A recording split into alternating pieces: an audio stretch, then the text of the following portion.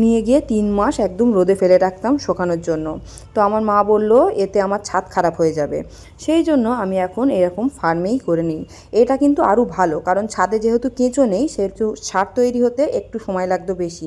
এখন এখানে ফার্মে কেঁচো আছে, 3 থেকে 4 মাসের মধ্যে এখানেও সার তৈরি হয়ে যায়, কিন্তু এই সারটা ছাদে ওই যে শুকনো সারের থেকে বেশি ভালো কার্যকরী। আর এটা করা কোনো হাতি ঘোড়া ব্যাপার না, জাস্ট ইট দিয়ে একটু ব্যারিকেড মতন করে নিতে হবে, তার মধ্যে মুরগির পায়খানা দিতে হবে আর গাছের শুকনো পাতা দিতে হবে। এই যে প্রত্যেক দিন আমি ফার্ম ঝাড় দিই সেইগুলোই এনে আমি ওতে ফেলি। আর এই সারটা যারা একবার ব্যবহার করেছে শুধু তারাই বুঝতে পারবে যে ছাদ বাগানের জন্য এই সারটা কত উপযোগী।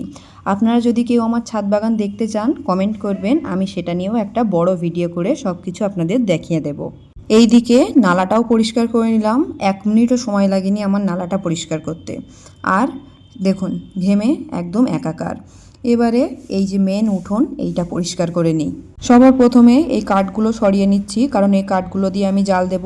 আর এই কাঠে কিন্তু ভীষণ পরিমাণে কাটা, আমার 4 থেকে 5 জায়গায় হাত